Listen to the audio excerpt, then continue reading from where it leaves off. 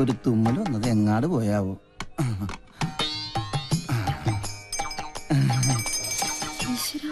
അക്കരെ ഇക്കരെ നിന്നാലെങ്ങനെ ആശ തീരും, സ്വഹ ആശ തീരും. ഒന്നുകിലാങ്കിളി അക്കരേക്ക് സ്വഹ, അല്ലെങ്കിൽ പെൺകിളി ഇക്കരേക്ക്, അല്ലെങ്കിൽ ആങ്കിളി അക്കരേക്ക്. എന്റെ പെങ്ങൾക്കും അളിയനും ഇങ്ങനെ അക്കരെ ഇക്കരെ നോക്കി ജീവിതം തൊലക്കേണ്ട ഗതികേടായി പോയല്ലോ ദൈവമേ. പാവം, ഒന്നും കഴിച്ചു കാണില്ല. അനുഭവിക്കട്ടെ. ശുദ്ധനായ നമ്മുടെ അച്ഛനെ ഇങ്ങനെ ഒറ്റ ദിവസം കൊണ്ടാ മട്ടനാക്കി മാറ്റിയത്.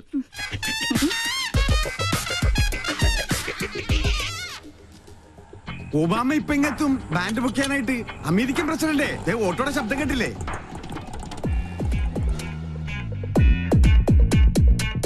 മോൾക്ക് സ്കൂളിൽ പോണ്ടേ? ഇങ്ങനെ മടിച്ചായാലോ? ഇക്കൊല്ലം കൂടി കഴിഞ്ഞാൽ അടുത്തത് 10ാം ക്ലാസ്സിലാ. മിടുക്കിയാണോ? അയ്യോ മോളെ, എന്താ ഇത്? സ്കൂളിൽ പോകുമ്പോ മൊബൈൽ ഫോൺ കൊണ്ടുപോകാൻ പാടില്ലെന്ന് അച്ഛൻ എത്ര പ്രാവശ്യം പറഞ്ഞിട്ടുണ്ട്. ചാർജ് ചെയ്തില്ലേ?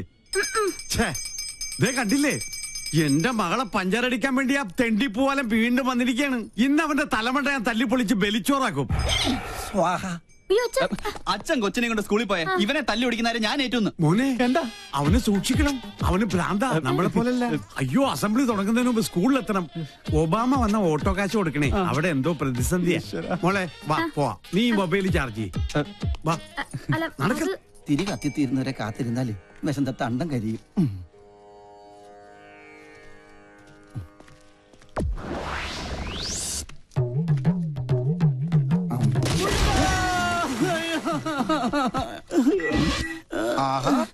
അയ്യോ, എന്തിനാ റോട്ടിൽ കിടക്കണത്? വീട്ടിൽ പോയി കിടന്നൂടെ?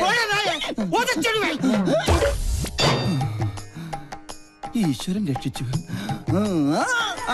വന്നല്ലോ വാനര സംഘം. മാറി മാറി മാറി, ആരും അടുത്തേക്ക് വരരുത്. വിഘ്നേശ്വരനുള്ള നിവേദ്യമാണ്. ഉന്നം പിഴച്ചാൽ എന്റെ അന്നം മുട്ടും. ഒരു അപേക്ഷയുണ്ട്, ആർക്ക് കിട്ടിയാലും പാതി എനിക്ക് തരണം. ഇതെന്റെ ബ്രേക്ക്ഫാസ്റ്റാ. എന്റെ ബ്രേക്ക്ഫാസ്റ്റ് കൊണ്ട് പോകല്ലടാ. അയ്യോ, തേങ്ങക്ക് പോലും ഉന്നം ഇല്ലാതായി. ശുഭ ലക്ഷണം. എറിഞ്ഞത് തേങ്ങ, ഉടഞ്ഞത് കാല്. ഉന്നം പിഴച്ചതാ. ദൈവത്തിന് പോലും മതിയായല്ലോ. ചേച്ചി അവിടെ ആദ്യം പിടിച്ചിരിക്കുക. വല്ലതും കഴിച്ചാ? കാലത്ത് തന്നെ 2 അഗർബത്തി സ്റ്റാൻഡ് വിഴുങ്ങി. അഗർബത്തി സ്റ്റാൻഡാ? അഗർബത്തി പഴത്തിലാ കുത്തിവെച്ചിരുന്നത്. എന്ത് ചെയ്യാനാ? സ്വന്തമായിട്ടൊരു വൈഫ് ഹൗസ് ഉണ്ട്, ഹൗസ് വൈഫും ഉണ്ട്. പക്ഷെ ആ വാടക വീട്ടിൽ താമസിക്കാൻ എന്റെ യോഗം. സ്വയം വരുത്തി വെച്ചല്ലേ. ഇവിടെ ഇങ്ങനെ ഒരു പ്രേമകുടീരം കെട്ടി താമസിക്കാതെ അളിയന് ചേച്ചിയും കൊണ്ട് എങ്ങോട്ടെങ്കിലും ഒളിച്ചോടിക്കൂടെ? 13 തവണ ശ്രമിച്ചല്ലേ. അപ്പോഴൊക്കെ ആ വട്ടന്റെ അല്ല വട്ടച്ചന്റെ കയ്യിൽ നിന്ന് തലക്കെട്ട് കിട്ടി. നല്ല ISI മാർക്കുള്ള മുദ്ര ഇപ്പോഴും എന്റെ മൂർധാവി കിടപ്പുണ്ട്, ശ്രീലങ്കട ഭൂപടം പോലെ.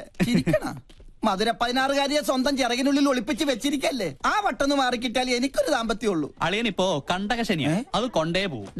എന്നെ വിളിച്ചോ? എത്ര കറക്റ്റാ. Sorry sorry. കണ്ടകശനി കണ്ടത്തിലാ കൊണ്ടത്. சார், அந்த டாக்டர் எம்எல் ஆக்ஷன் எடுக்கிறது சான்சஸ் இருக்கு. நான் பார்த்து கவனமா தான் டீல் பண்ணேன். தெரியும். Okay sir. സാറ് നല്ല ചൂടിലാണെന്ന് തോന്നുന്നു. അവരുടെ ഡിപ്പാർട്ട്മെന്റ് പരാതിപ്പെട്ട സംഗതി കുഴയും. സ്റ്റീഫൻ இந்த வேலை ஆரம்பிச்சு ரொம்ப நாளாச்சு.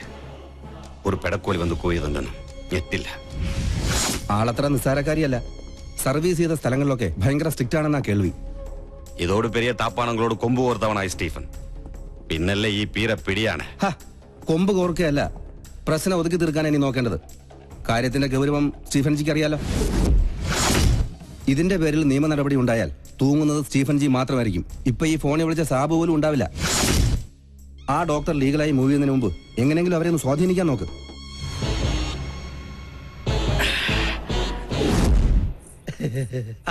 മോള് ഞങ്ങളെ പരിചയപ്പെട്ടില്ലല്ലോ. ഞാൻ പൽപ്പു, ഇതെന്റെ ഭാര്യ പല്ലവി, ഇത് പിന്നെ കല്യാണ ചെറുക്കൻ ഫാൽഗുണൻ. ഒന്ന് ചിരടാ, നല്ലോണം വിടലട്ടടാ. ഇവരുടെ തറവാട് പല്ലനേരിയില്ല, ഞാൻ പല്ലാവൂർത്തായിരുന്നു. ഇപ്പൊ സെറ്റ് ചെയ്തിരിക്കുന്നത് പല്ലിശ്ശേരിയില്ല.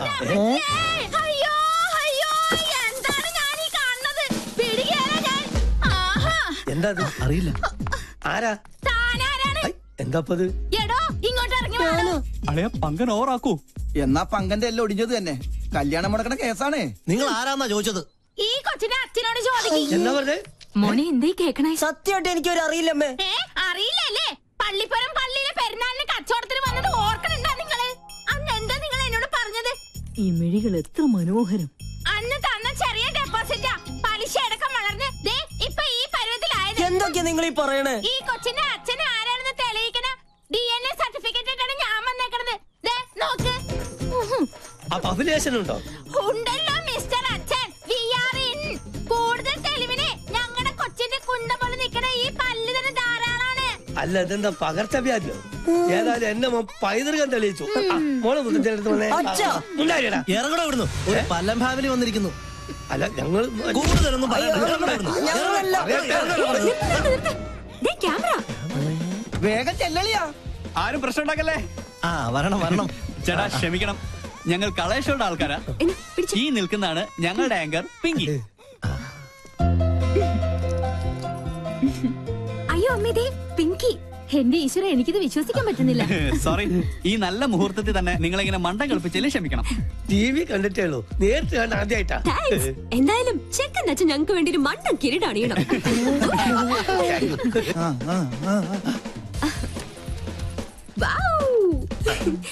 ഇതും കൂടി. ഓക്കെ, ഇനി എല്ലാവരും ക്യാമറയ്ക്ക് വേണ്ടി ഒന്ന് പോസ് ചെയ്തേ. ഞങ്ങളോട് സഹകരിച്ച എല്ലാ കുട്ടികൾക്കും ഞങ്ങളുടെ വക ഒരു സ്പെഷ്യൽ സമ്മാനം ഉണ്ട്. പിടിച്ചേ. Okay, bye bye. എടാ രാഹുലേ, എന്ത് പറ്റി? ക്യാമറ പോയി. എവിടെ പോയി? ബ്ലേഡുകാരും കൊണ്ടുപോയി. അവരോട് കടം വാങ്ങിയിട്ടാണ് കഴിഞ്ഞ തവണ നിന്റെ അച്ഛന്റെ വെട്ടിന് മർമ്മ ചികിത്സ നടത്തിയത്. കടം കിട്ടുമെന്ന് പറഞ്ഞാൽ കടിക്കുന്ന പട്ടിക്ക് വില പറയും. ഇതിനു മുമ്പ് അളിയന് വേണ്ടി ഞാൻ ജാമ്യം നിന്ന കാശ് വാങ്ങിയ ഒരു ടീം ഇപ്പൊ സ്റ്റുഡിയോയിൽ വെയിറ്റ് ചെയ്യുന്നുണ്ട്. അതിനടിച്ചു മാറ്റിയതാ മുത്തശ്ശന്റെ മാല. അപ്പൊ സംഗതി സോൾവ് ആയി. ഇത് വിറ്റ 2 കടവും തീർക്കാം. കഴുത്തിരിച്ച് കൊല്ലം അറിയാഞ്ഞിട്ടല്ല. എന്നാ കൊല്ലടാ. ഈ നിക്കണ എന്റെ അമ്മായി അപ്പനെ. എന്നെ കൊണ്ട് മതി, നീ വണ്ടി എടുത്തേ. അളിയൻ എത്രയും പെട്ടെന്ന് ക്യാമറ കൈപ്പറ്റിയില്ലെങ്കിൽ ഇന്നത്തെ എപ്പിസോഡ് മുടങ്ങും. എന്ത് ചെയ്യാനാ? കാസറ്റോ അതിലായി പോയി. ഓരോ ദിവസം ഓരോ പുലിവാലായിട്ട് ഇറങ്ങിക്കോളൂ. എടാ കടം വീട്ടാൻ ആർക്കും പറ്റും, പക്ഷെ അത് മേടിച്ചുവിട്ടുള്ള പാടെ എനിക്കറിയാൻ പാടുള്ളൂ. ഈ ജട പണയം വെച്ച വല്ലതും കിട്ടുവോ?